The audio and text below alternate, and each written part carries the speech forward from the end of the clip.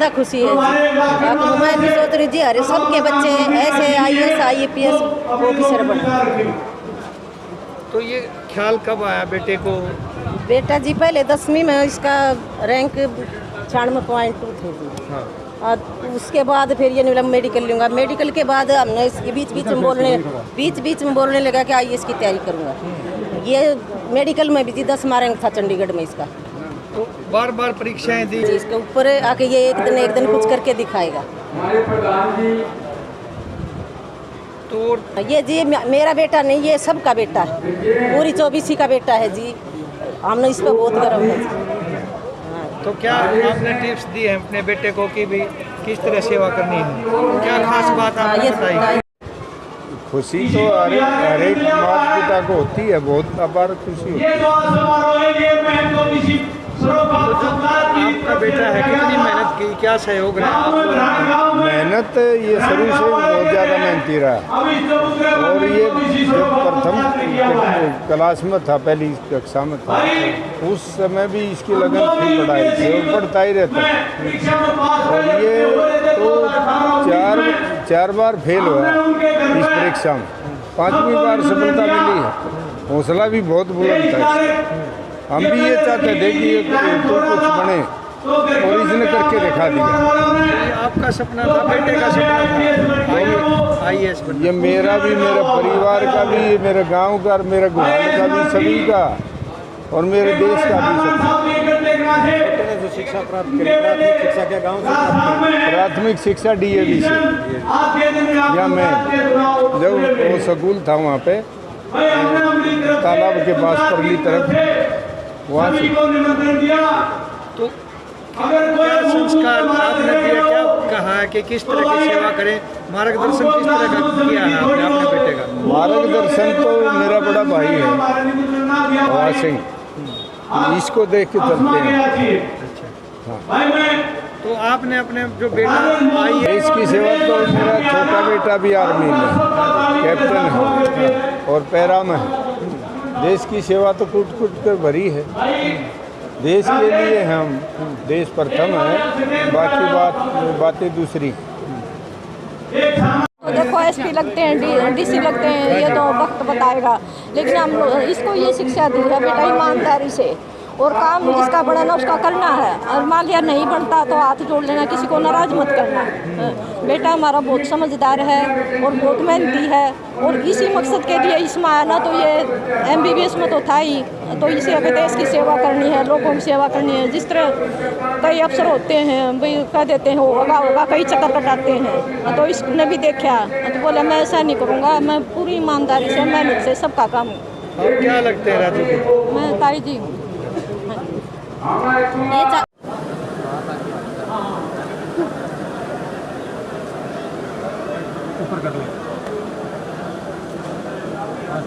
मैं राजेश कुमार मोहन, वैसे तो मैं गांव भरान से हूं, लेकिन जितना आदर सम्मान यहां पे मिला है, मैं अब मेरे को लगता है कि मैं पूरे महम 24 का बेटा हूं और पूरे ज़िले का बेटा हूं। और सभी को मेरा प्रणाम, यहाँ पे जो भी एकत्रित हो रखे हैं, और सभी का धन्यवाद यहाँ पे आने के लिए, मेरे साथ बात करने के लिए। Thank you. 24 सड़क का ये प्रेरणा कहाँ से मिली? अच्छा, प्रॉपर। हाँ, मैं भरान गांव से बिलोंग करता हूं। उसके बाद मैंने 10वीं के बाद डिसाइड किया कि मैं MBBS की तैयारी करूंगा, और फिर मैंने 10th में मैं टॉपर था गवर्नमेंट स्कूल्स में चंडीगढ़ में, और +2 में मैंने मेडिकल लेके और ऑल इंडिया रैंक 10 हासिल किया। उसके बाद मैंने MBBS government medical college Chandigarh से की है। उसके बाद मैंने 3 साल तक Indian ordnance factory health services में मेडिकल ऑफिसर की तरह काम किया है। साथ साथ में मैंने सेकेंड वेव ऑफ कोरोना के टाइम पे कोविड ड्यूटी भी दी है।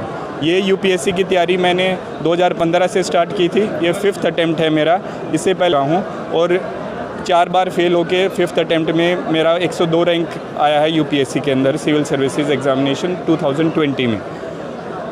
तो ये मेरा एक एकेडमिक बैकग्राउंड था, और इसके अंदर मैं कहना चाहूँगा कि सभी का आशीर्वाद और सभी की जो सपोर्ट है वो मेरे लिए हेल्पफुल रही है in order to achieve this present feat of getting 102 rank in UPSC civil services. इस प्रोसेस के दौरान पहले तो मैं ग्रामीण पृष्ठभूमि से बिलोंग करता हूँ, उसके कारण गाइडेंस की कमी का थोड़ा सा इशू था कि कैसे आगे बढ़ा जाए। तो स्टार्टिंग में जैसे 8th क्लास ऑनवर्ड्स मैं चंडीगढ़ में शिफ्ट चला गया था, पापा की पोस्टिंग वहाँ पे थी।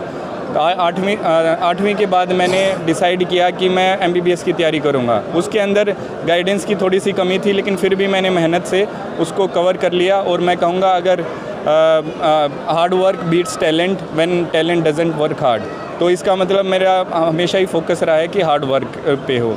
लेकिन ये है कि इसके साथ साथ मैं कहना चाहूँगा, जैसे एकेडमिक बैकग्राउंड अच्छा था, मेरे को लगा था मेरा फर्स्ट अटैम्प्ट में ही हो जाएगा, लेकिन उसमें भी नहीं हुआ, और दूसरे में भी नहीं हुआ, और तीसरे में भी नहीं हुआ, और 4 बार नहीं हुआ। तो कहते हैं failures are pillar to success.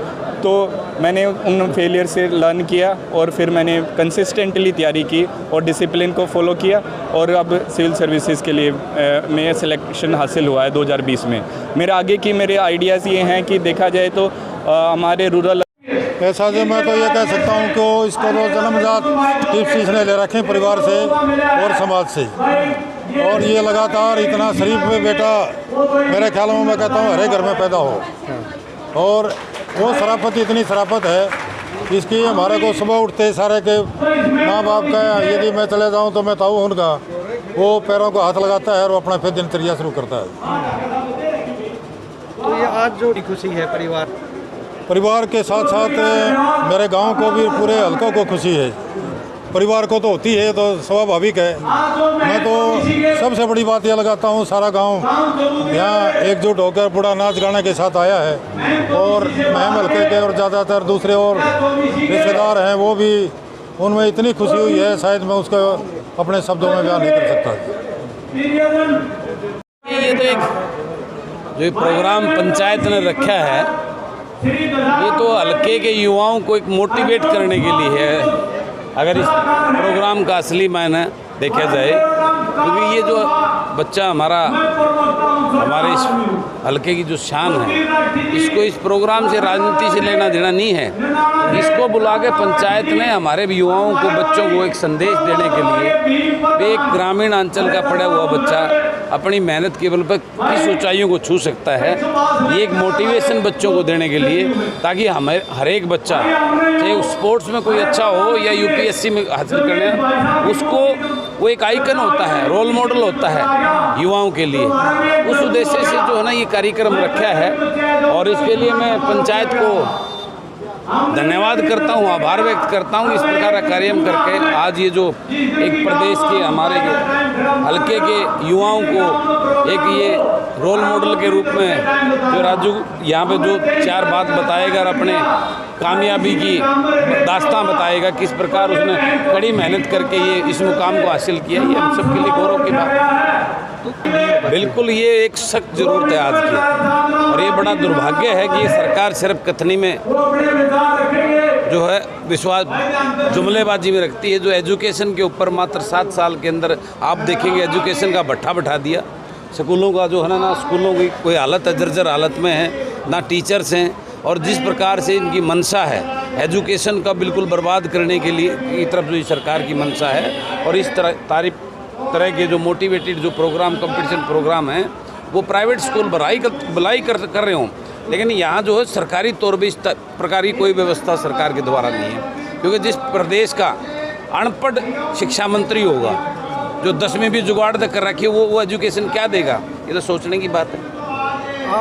ये बिल्कुल इस बात का संदेश है, अगर जिस प्रदेश का शिक्षा मंत्री अनपढ़ जैसा हो, 10वीं पास हो, जिसको हिंदी भी ना लिखनी आती हो, वो प्रदेश में शिक्षा क्या लेगा? ये उसका उदाहरण है। विधायक के साथ साथ तो आपकी कोई प्लानिंग है ऐसी? तो देखिए, मैं तो आज मेरी तो चाहत अपने लेवल पर जितना मेरे से बन पा रहा है, मैं उसको करने का पूरा प्रयास कर रहा हूँ। और जिस दिन मुझे मेरे हल्के के लोगों के आशीर्वाद से, वो तो पूरा अभी भी है, और आगे कभी ऐसा मौका मिला, अगर मुझे जो उस पावर में बैठने का मौका मिला, तो मेरा सबसे पहला एजेंडा जो है वो ग्रामीण अंचल के गरीब बच्चों को जो है ना वो एजुकेशन का लेवल हायर उनकी तरफ ले जाएगा, ताकि अपने बूते पर, वो किसी की भीख से नहीं, वो एजुकेशन के माध्यम से अपने बलबूते पर बहुत बड़ी ऊंचाइयों को छू सके।